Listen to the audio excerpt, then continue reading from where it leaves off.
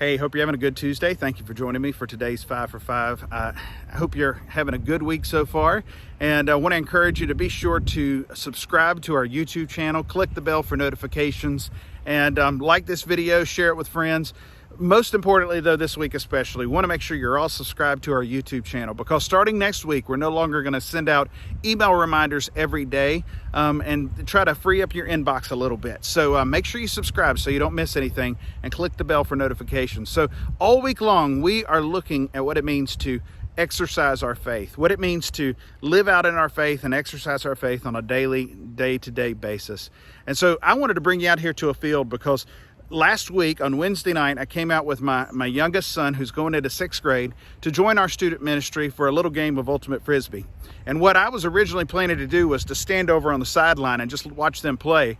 But eventually the other dads showed up and they all jumped in and started playing too. So I get out on the teams, I get in the line from tallest to shortest, and I let them put me on a team, and Eric sorted us all out into our teams. And I thought, okay, fine, I'll just hang in the backfield and I'll just kind of hold back and be the defense. Well, it wasn't long before defense needed to stop a point, and so I had to move around a little bit more. I had to get into the game a little bit more.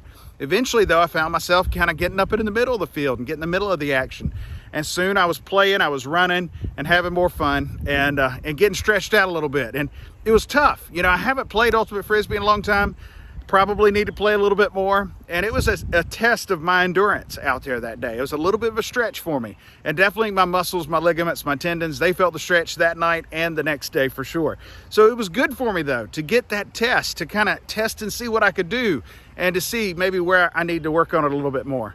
You know, in James chapter 1, verse 2, James says that we as believers, we should count it as a great joy when we face various trials.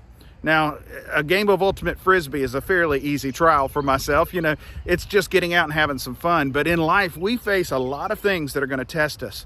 And James will say in James chapter 1 that those trials will produce in us, those trials of our faith are going to produce in us endurance. They're going to stretch us to the place where we begin to endure in our faith. And ultimately, it will lead to the place where we become complete and perfected and mature in our walk and following after Jesus Christ. You see, faith that has not been tested, faith that is not shown to be enduring to the end, may not actually be faith at all. It's easy to trust in Jesus when days are easy. It's easy to trust in Jesus when the days are good. But you may be in a place where you're in a workplace where your faith is being tested each and every day, and you're being challenged to whether or not you truly believe the things you say you believe. Maybe you're in a family like that where those around you don't yet trust in Jesus and they haven't followed after him. Maybe you're in a place where you're facing difficult circumstances or adversity or broken relationships or awful diagnoses that you're just facing, and it's testing and stretching your faith. James says in those times we can count it as a great joy that our faith is being tested. And then in that moment, God is producing within us an endurance to the end that will ultimately lead to a mature faith that we know is enduring and holding on and producing within us the heart that God wants us to have.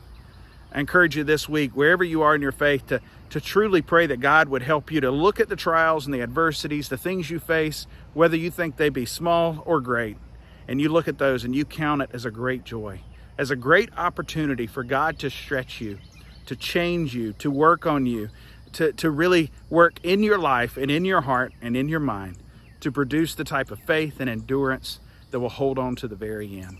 And as you do that, God's going to work it out in your life. He's going to continue to strengthen you. He's going to give you what you need to be able to follow after him when your faith is fully relying on him, as you're trusting in him. Jesus said in this world we would have trouble, but he said as followers of him, we can take heart because he has overcome the world.